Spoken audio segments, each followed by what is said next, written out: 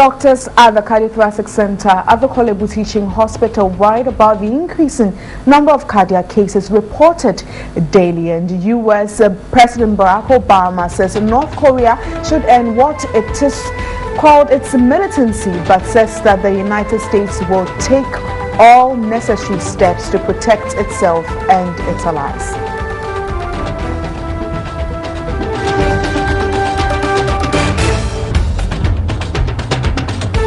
The doctors at the Cardiothoracic Center at the Kolebu Teaching Hospital worried about the increasing number of cardiac cases reported daily.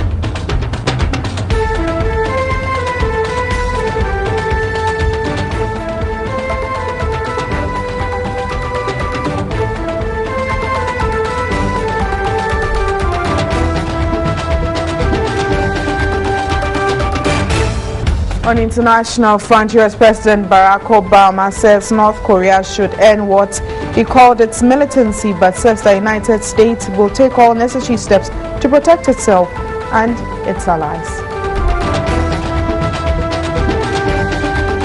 Get interactive on Facebook and Twitter. This is News on TV3 or shop code 1734. My name is Wendy Lai and this is Midday Live on TV3. Details coming up shortly.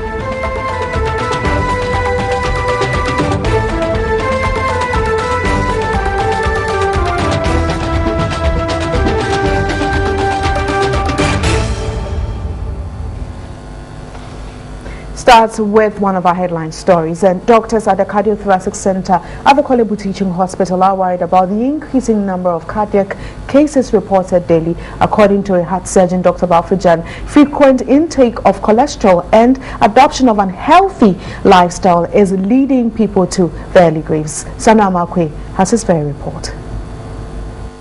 Heart attack is a condition caused when vessels around the heart are blocked by blood clots.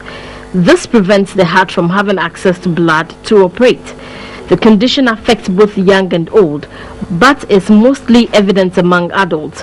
Heart surgeon at the Kolebu Teaching Hospital, Dr. Balfrijan, said the dominant cause of heart attacks are stress, bad eating habits involving the large intake of cholesterol and fatty foods.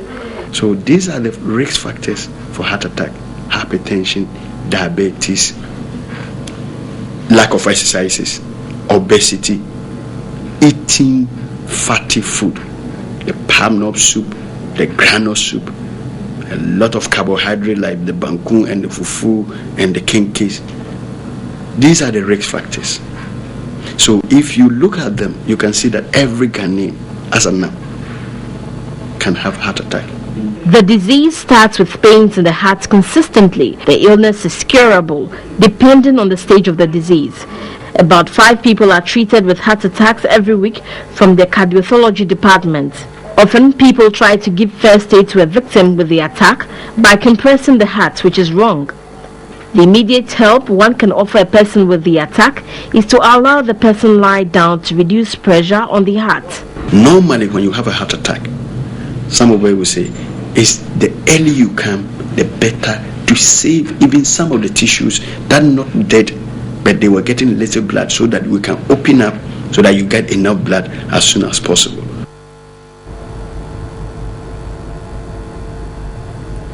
You're watching Midday Live on TV3. The Ghana Water Company has denied individuals selling water at Ajir Ghana is responsible for the acute water shortage in the Adenta municipality. Well, this is according to the Accra Area Communications Manager Nanayao Berima Bain. The Ghana Water Company first addressed the issue of whether illegal sale of water by private entrepreneurs is responsible for the acute water situation within the Adenton municipality. We cannot directly link the lack of water to certain parts of Adenta to what is happening at Ajiringano. And I must also say that those at Ajiringano who are selling the water, it is not all of them that are illegal. Some of them, we bill them, we give them bills every month. And as I said, you can't link the difficulty in supplying water to Adenta to the sale of water at Ajiringano. It has no correlation whatsoever. Allowing private individuals to tap and sell water is likely to result in acute water shortage. How then can the challenge be addressed? It is a difficult one. And And the problem that we had was that those at Adjingano, they were selling the water, and we went and disconnected them. But we found out that they always passed our back and then reconnected themselves always in the night, and they'll be selling the water in the night. So when you go there during the day, you will not find anybody. In fact, there was a time that national security even supported us. We went and did some soup there. But unfortunately, because they heard of our coming, they informed each other and they all ran away. You go there, you find cars parked there, but there is no anybody to arrest. So we decided that for them to get the water and sell without we billing them, then it would be better for us to legalize what they were doing and then bill them for the water that they consume. So that is why we have legalized the sale of water at Adjingano. But it is not all of them that are without our consent. Some of them, we are aware that they sell the water. Why is Ghana Water Company not interested in the arrest and prosecution of illegal water distributors? It is difficult for us to stop them because even if you send them to court, what the court is going to do is to fine them. So we rather would want to collect our money so that they will be selling and be doing the business, and then we will also be collecting our money out of the sale of water that they do. Some other stories: that Adomi Bridge across the Volta River is to be closed down for rehabilitation work. The Adomi Bridge was built across the Volta River at Timpoku up north of St. Chi in 1956 to ease the burden of travelers. The designing of the bridge was done by two firms, Sir William Halcrow and Partners and Freeman Fox and Partners, and built by Dorman Longbridge Engineering Limited. And we do hear that there's going to be some rehabilitation on that bridge. We're trying to get Director of Bridges of Ghana Highway Authority to talk to him via phone. When we do get him, we'll find out more on the very issue that has to do with rehabilitation. Well, I'm told that the Director of Bridges of the Ghana Highway Authority, Owusu Setre Enchi, joins me on the phone line. Good afternoon, sir, and thanks for your time. But we've lost him there on the line again. We're still trying to get him. When we do get him, we will talk to him about the rehabilitation of the Adomi Bridge. But while we're waiting for him, Ghanaians can now monitor, manage, and measure nearly any physical system at work in cities. Now, we can now have the ability to collect and analyze real-time information on everything from transportation networks to hospitals on the national electricity grid. This report looks at how businesses can now provide smarter services through IBM's Smarter Cities project system. Ghana's urban population grows at 3.8% per annum. As one of the fastest growing cities in Africa, Accra is emerging as one of the continent's economic success stories. But such growth is not sustainable in the long term without the requisite systems and processes for interconnectivity. Technology is obviously the fundamental building block for creating a more unique networked platform for a more developed Accra. As a result, IBM is partnering government and private industries to develop effective operation centers that use social and mobile computing, geospatial and information models to ensure services, including transport and health, are adequately linked and managed. Through a report entitled A Vision for Smarter Growth, an IBM Smarter Cities report on Accra, city services, transportation and energy provision have been identified for Accra's urban reform in the next decade. The report highlights how Ghana's fast-growing capital should turn to technology to transform its key urban systems in delivering better citizen services. The project is to augment Ghana's recently launched National Urban Policy Framework and Action Plan. The Mayor of Accra, Alfred Vandapoy, is confident this will also help deploy an integrated revenue collection system. Director of IBM Research Africa, Dr. Kamel Batachaya, is optimistic this project will boost Accra citizen service delivery.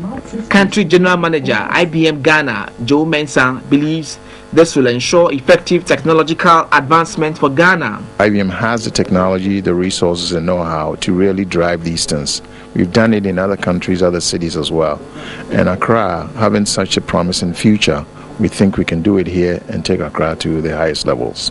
And for Ghanaian businesses and industries, this could be a new dawn of opportunities. For a city, you need to have all this infrastructure working very well. You need to have electricity supply in a very good way. You need to have water, you need to have telephone, you need to have the roads well built and well done. So when you do all this and it's efficient, it makes you more and more competitive because your cost reduces. So for us, what we have seen today concerning the Smarter City program is a laudable idea. You're watching Midday Live. The Customs Division of the Ghana Revenue Authority is worried about lack of adequate personnel to combat smuggling activities on the Lubo border. However, the division says this is not affecting revenue generation. Soles Fefeti has this report. Lubo is the border between Ghana and Cote d'Ivoire. A chunk of government's revenue is generated from the border, but the Customs Service is not able to tackle smuggling due to inadequate personnel. Goods are smuggled on the river tunnel close to the border, according to officials. We do not have water vessels like boats or canoes to patrol along the river. In that case, whoever attempts to bring any goods from La Côte d'Ivoire across the river, you'll be able to apprehend that person. We are only using our men to patrol along the river. But mind you, it's not just a straight river. It's winding and bushy too. Importers of vehicles who are unable to pay duties have turned the premises of the Customs Division into a parking lot. The assembly itself has a problem with getting parking space for even vehicles that commit locally. Then with clearance time, in actual fact, we don't actually spend much time processing these vehicles. The unfortunate thing is some of the drivers come from this area, so sometimes when they get the opportunity to get here, they just park and then go to their various homes. Sometimes the agents even finish, and getting them to come and clear the vehicles and give us space is a problem. The sector commander of the Customs Division at the Lubo border, Andrews Anunreba, said more personnel at the border would improve operations. Meanwhile, infrastructure at the security checkpoint at the Lubo border is in a deplorable state. A gender-based violence circuit court has admitted all 7 suspects of the Maranatha Adventist prayer camp at Mintukwa in the Hafano district of the Ashanti region to 7,000 cedis with 1 surety each. All 7 had pleaded guilty, or rather pleaded not guilty, to 2 counts of conspiracy to commit crime and human trafficking. The 7 are 36-year-old John Agbo, aka Paul Christ, Veronica Agbo, alias Ellen Christ, 30 years, and Mary Aku Ahiachi, aka Deborah Christ, 42 years. The rest include 36-year-old Alvon Bluvi, aka Abraham Christ, Reynold Kubode, alias John the Revelator, 24, Innocent Anamu, aka Isaac Christ, 27, and Samson Toto, alias Aaron Christ, 36. The prosecutor, DSP Mary Agbosu, told the court, presided over by Selina Agbemava, that the accused persons were arrested upon police intelligence.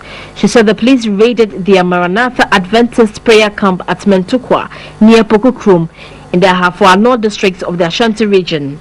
DSP Mary Agbosu said the congregation lived in isolation for 3.5 years under dehumanizing conditions, following an alleged revelation that Jesus Christ would come soon.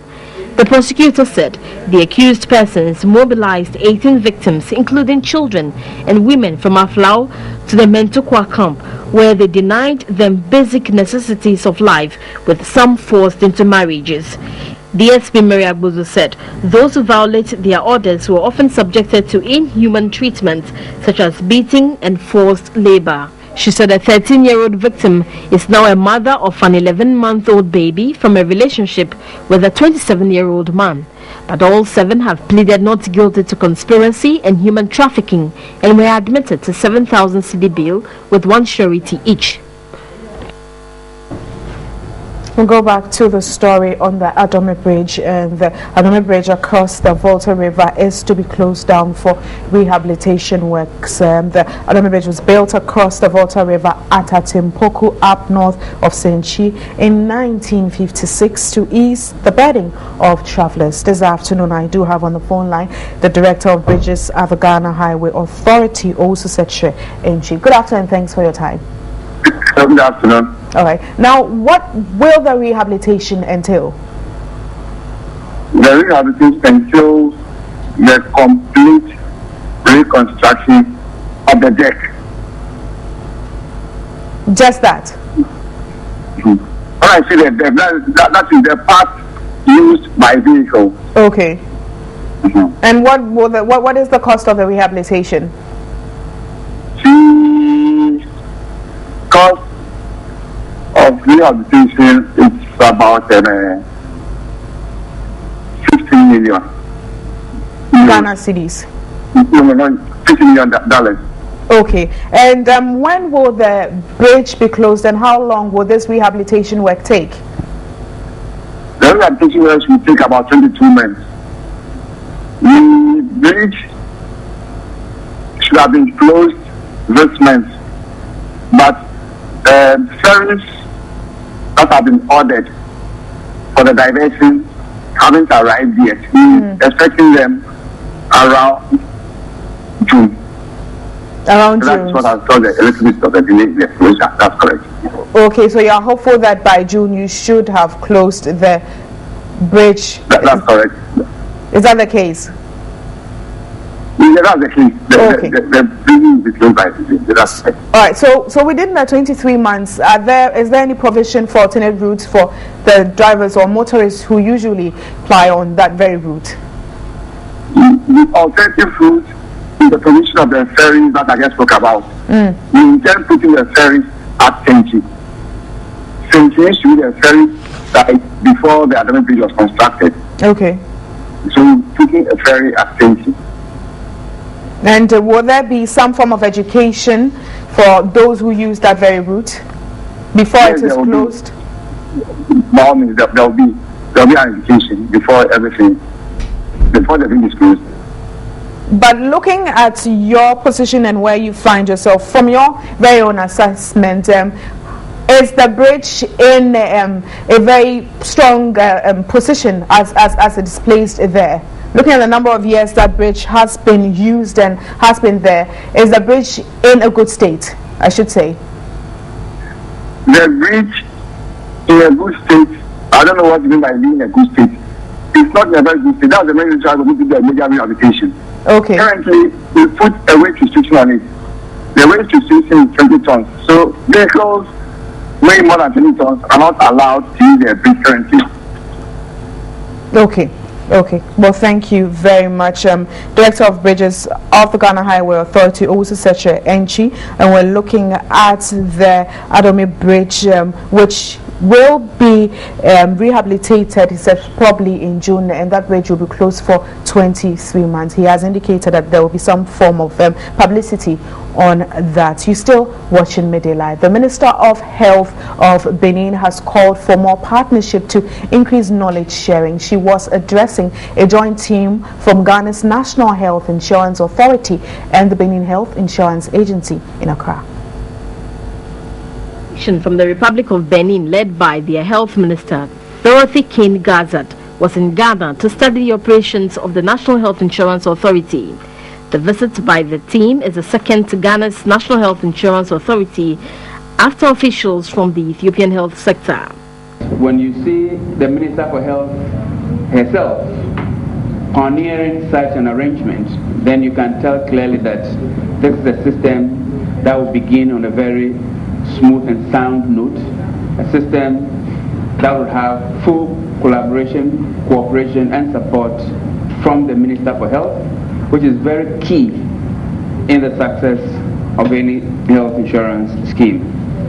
The chief executive of the Benin Health Insurance Agency, Dr. Musayaru, was grateful for the opportunity to understand Ghana's scheme. We in Benin, we just are beginning to do national insurance, health insurance in Benin. So it is a very good experience for us to come here. The Beninois Health Minister said her country is also expecting a team from Ghana for more guidelines, adding the visit would, among other things, deepen South-South cooperation and knowledge sharing. The Chief Executive of the National Health Insurance Authority, Sylvester Mensah, reassured Ghanaians the authority will do its best to improve healthcare in the country. I want to appeal to all providers across the country that we are alive to the challenges and difficulties.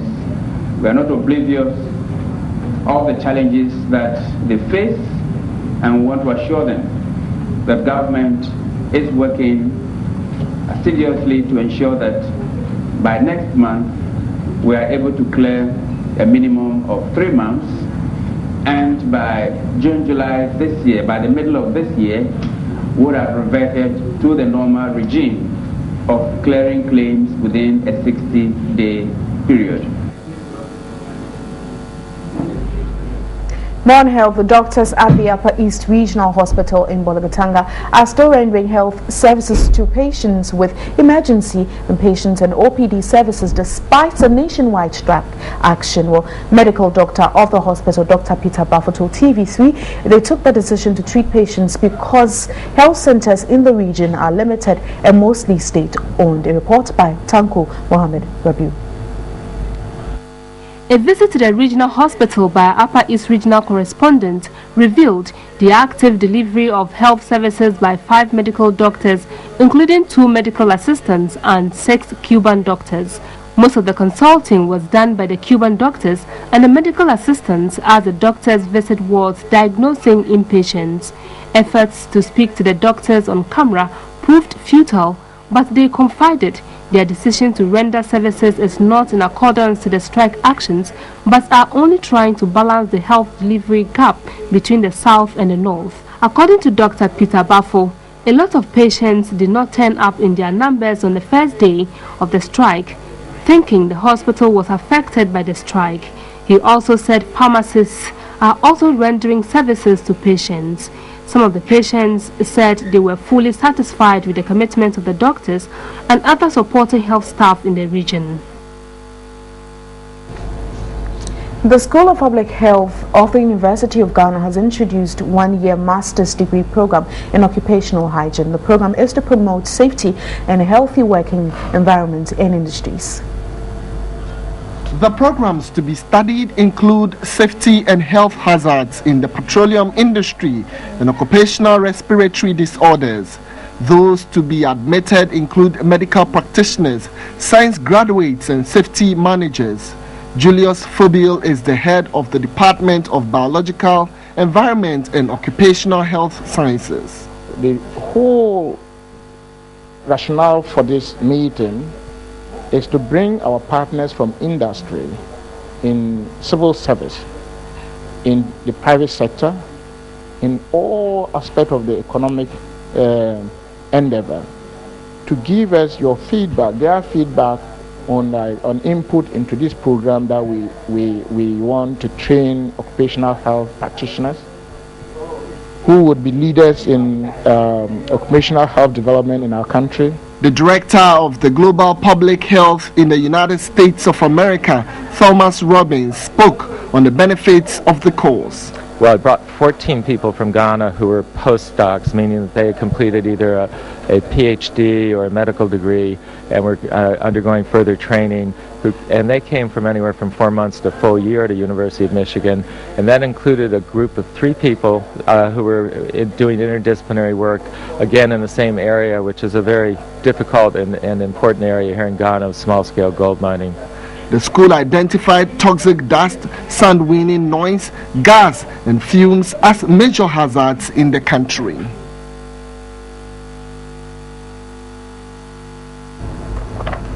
The manager of the Gomoada Vocational Training Institute, Erasmus Sam, says the institute needs improved infrastructure to ensure smooth acquisition of employable skills. He has asked for support from government and relevant stakeholders in the Gomoa area to support the institute. He spoke to our correspondent, Thomas Kwesi at the Gomoada, or rather in Gomoada in the central region. Gomada Vocational Training Institute was established in 1991 by the German Development Service as an outstation of the Winneba Vocational Training Institute. The institute had a mandate to train the youth for self-employment and a long-term objective of raising the level of training to meet modern technological trends. It offers training in carpentry and joinery, basic electricals, draftsmanship, bricklaying, cookery, dressmaking, and recently computer studies. It now has a student population of 214, comprising 124 boys and 80 females. Though positioned strategically to serve the training needs of many youth within the cluster of communities, it was not until recently that its student population saw appreciable increase in levels. However, the school's old infrastructure is fast outliving current demands. Major among priorities were the completion of 3 staff bungalows, demarcation and leveling of the playing field, and the means of transport. The District Assembly and other benevolent board members have kick-started support by donating various items such as water storage tanks and 4 sets of football jerseys. A member of the school's board, Eric Ahim, also donated 1 fridge, a photocopier set and public address system worth 1,800 cedis. People who had made outstanding contributions to the development of the institute, including the chief of Gomada, Nana Okwetri Bekwin, were decorated with kente stools to show appreciation for their efforts. Now, the Sofa Line interchange is being built as part of the 99.6 million Ghana cedis reconstruction of the 11.3 kilometer Kejetai Buakwa stretch of the Kumasi-Sunyang Road. The Sofa Line interchange is one of the 5 underpasses that will be provided on a 6-lane carriageway. The road project was started in August 2007 with an initial contract sum of 73 million Ghana cedis, and it's being funded by government. Now we have Ashanti Regional correspondent William Evansinkum, who has been following this very story, to give us an update on what's really happening with the Sofa Line interchange project. Of the whole road project. This afternoon too, we are just standing on the median of the road which stretches to Kwadaso, or better still on the Sunyane Highway. And this morning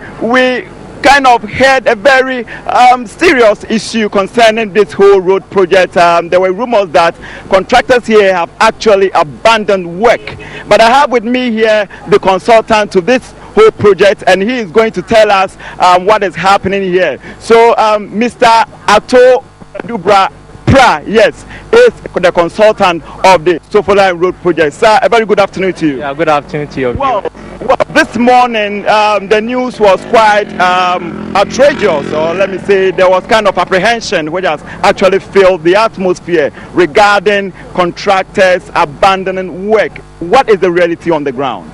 Well, the reality is that we are still working. The contractor hasn't actually abandoned work. So far as my outfit is concerned, we are working. There are some few concerns that the contractor has raised, but this is being handled at the department level in Accra. So we are working.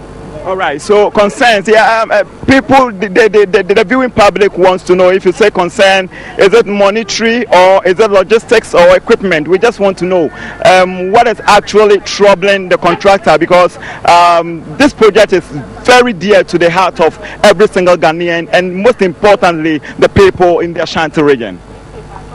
Well, it's monetary concerns. Just to give you a little gist about the whole issue is that the contractor signed the contract in 2007 for a 3-year period, and we've now entered the 5th period actually. So his concern is that the working rate is no more workable since we've entered into the 5th year, and this is being handled at the department level because this is a contract, and before rates and all those issues can be reviewed, there are some bodies which the state has mandated to sit in it for the rates to be reviewed. So this is being handled. So far as is concerned, we are still working. All right. So that is Mr. Ato Prak.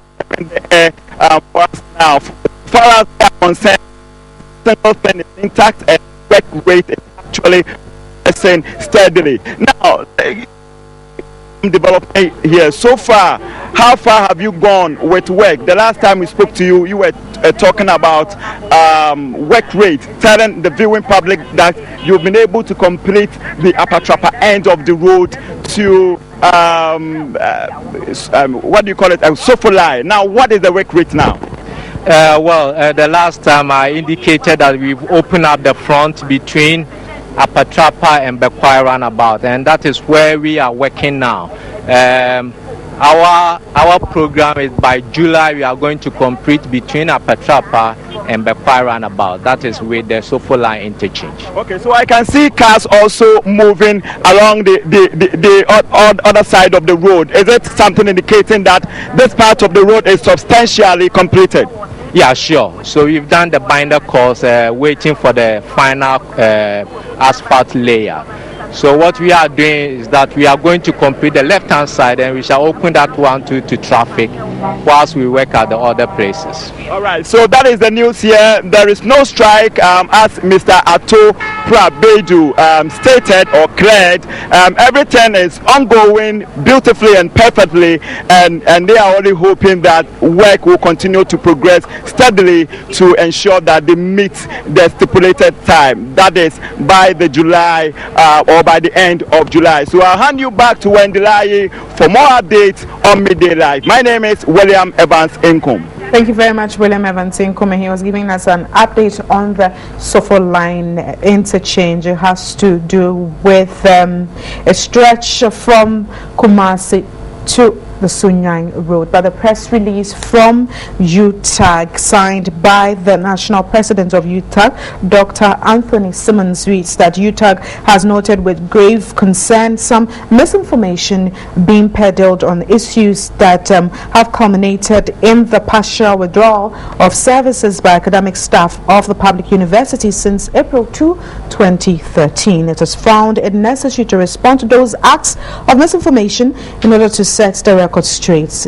According to Dr. Simmons, it is important from the beginning to be made clear that UTAG as a body of intellectuals is mindful of what falsehood, misinformation and negative public propaganda can do to a society and the ramifications of such actions on the integrity of decent and innocent persons and individuals, including even the propagandist. And therefore UTAG has never and will never use such methods as tools in its dealings with individuals, associations or organizations. The statement put in the public domain by the Minister of Information and Media Relations to the effect that UTAG has been fully restored to the appropriate premium level since the beginning of the year 2013, according to Dr. Simmons, was incorrect. UTAG is more than willing to make available to anybody who so wishes samples of copies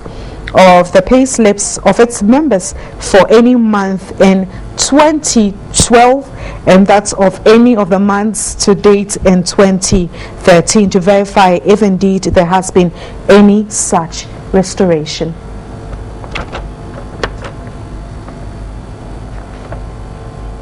And some other news, a mentally deranged pregnant woman believed to be in her mid-20s was found lying in pain near the FC Beauty College opposite the Ghana Broadcasting Corporation. The mentally derailed woman is said to be loitering around the area for more than 2.5 years. Onlookers suspects the woman might be in labor and in need of urgent attention, and they're therefore drawing the attention of relevant authorities to come to her aid. So you see her in the shots there, a mentally deranged pregnant woman believed to be in her mid-20s, lying in pain near the FC Beauty College opposite the Ghana Broadcasting Corporation. The mentally deranged woman is said to be loitering around the area for more than 2.5 years, and onlookers are drawing the attention of relevant authorities to come to her aid.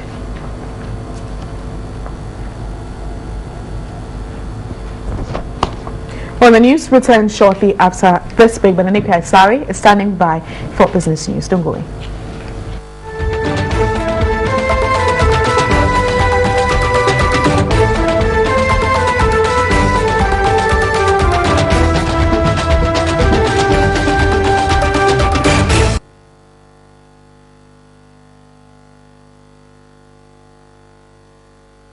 well, you can see me smiling because I do have Nanekia here, and we're talking about issues that has to do with dollarization in the country, and I'm sure she's got more for you. There's also Nanekia.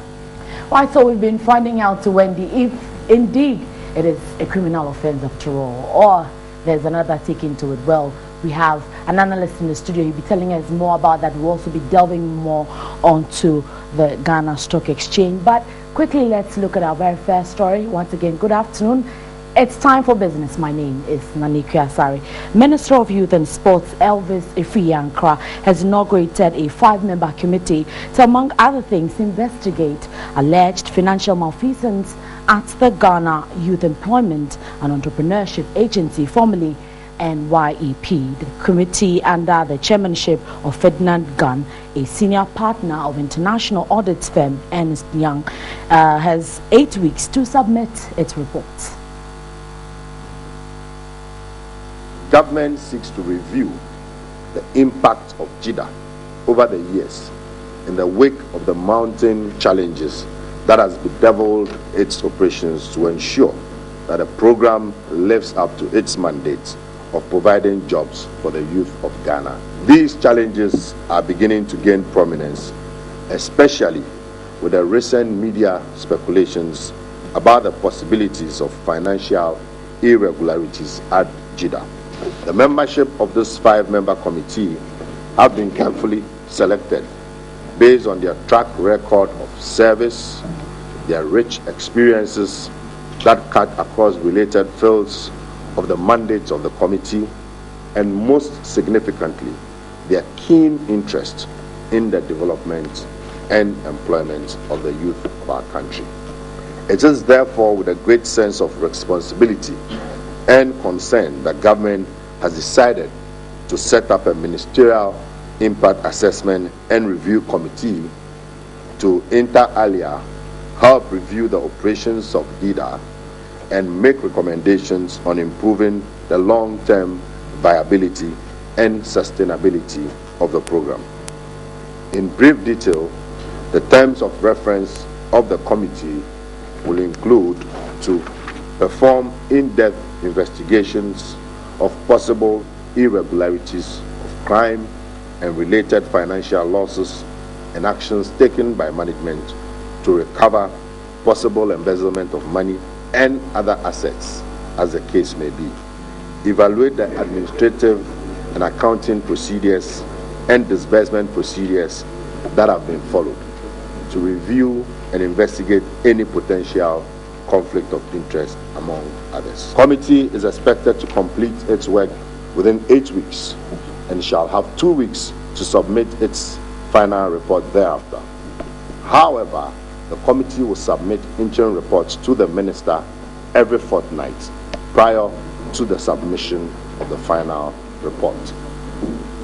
Yeah, Ivan. Right, so gradually we're drawing close to the end of the business week. But from the beginning of the week, we've been looking at more updates from the Ghana Stock Exchange, as well as the dollar against the cedi, or should I say the cedi against the dollar. We have him here in the studios to delve more into it. He is Yao Edukrantin, analyst with MDK Assets Management Limited. Good afternoon, and you're welcome to the studios. Good afternoon. Right, let's start from the stock market. Let's just quickly give an update on how the stocks look like on the market. Well, the Ghanaian stock market continued with this impressive performance, although it wasn't as we saw last week, but then we saw some marginal improvements in the performance of the Ghana Stock Exchange. During the week, we saw UTAG come to the market to give us the facts behind their figures. And so far, I think it's been very good. It's been very impressive. We see Enterprise Group Limited being the top gainer so far. We know the market hasn't ended yet. It will end around 3 o'clock. So far, I think it's okay. It's been very good this week. There's been some ups and downs, but then at the end, as at yesterday, the market was looking very good. Okay, but we've taken our time to delve deeper onto the stock exchange, looking at how some businesses can also rope onto the market. Well, we understand there are lots of cumbersome consequences or issues that is stopping people from really going on. But there's also an alternative market, the GSE alternative markets. Would you give us a little gist on it regarding the SMEs? Well, I think it's an opportunity for the SMEs to raise capital that you would not even need to pay back. Capital, the only thing is the Ghanaian perspective of losing grip of my own company. That's the main issue here. But then it's raising capital for free in quotes. And it's a way that for companies to raise capital, as I said beginning, and also the GSC is putting the minimum requirement as in the capital for 250,000 Ghana cedis. So far, it's quite quite good to give a lot of companies opportunities to come onto the market. Is it enough to get more companies onto the stock exchange, especially SMEs with 250 thousand? Is it enough? It is. Because with SMEs, the issue of funding also comes in. You should also look at the issue of security for the person who's coming to buy into these companies. They also need to have the feeling the company is, although it's an SME, it's quite solid enough for them to put their money in. No investor would put this money in any company that hasn't got any strong financial standing. So I think the 250,000 Ghana cedi, it's good. I mean, even compared to the GSC, when you have to raise about $1 million, to be able to list here, it's quite, it's giving a lot of companies that even tried listing before that were not able to list. Now they also have the opportunity to come onto the market. We understand it's when is it?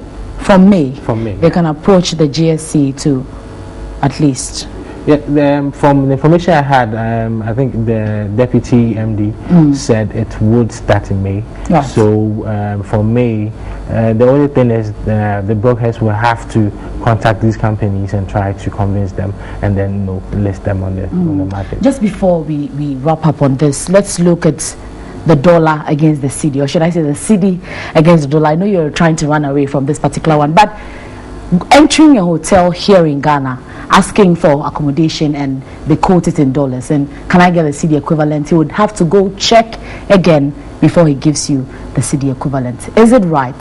Dollarization and its consequences to the economy. In every economy is illegal. In every economy. I thought you were going to say criminal.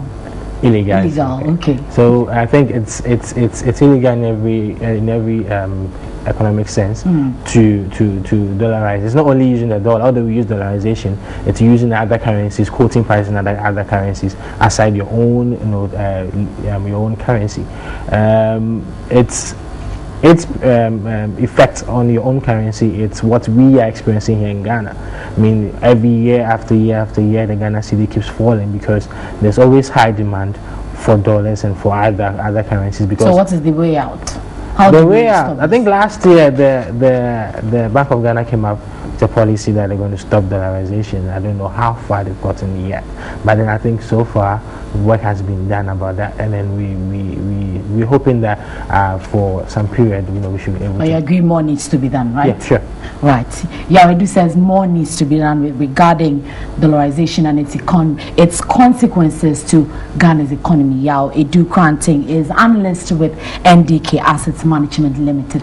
That'll be it for this afternoon. Later at 4:30, we'll be giving you all the figures regarding the GSC as well as the forex markets. But that'll be it for business. We have Joel Champon up next with sports. My name is Nanika Asari. Do have a good afternoon.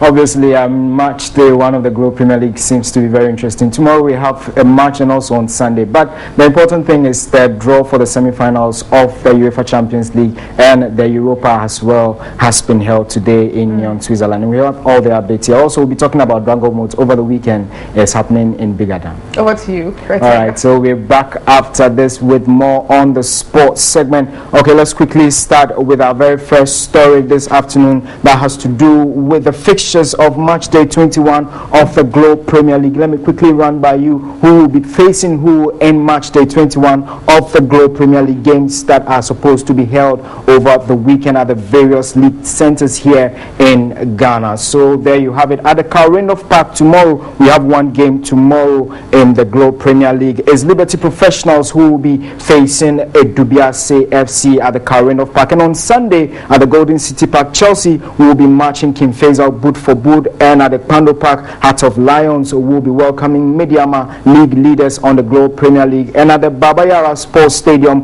Kotoko will be settling scores with the Busia Drafts, hoping that they get a good run defending the Globe Premier League title they won last season. And at the Tema Park is a Tema affair. It's going to be between Amidals Professionals and Tema Youth, and at the Lenkley Sports Stadium, Ash Gold will be settling scores with Hearts of Folk. Come back home, and this weekend all road leads to Adan, Big Adan they call it, and it's the Dragon Boat and Rafting competition that is being held. Is also to unveil the arrival of Dragon Boats here for the competition. I've been joining the studio president of the Ghana Dragon Boat and Rafting Association to talk about the event. He also doubles as the DCU for Adan East. Welcome, sir. Thank you very much. How interesting is this season going to be? Because we hear it's also a way to select a team for the competition in Hungary. Very well.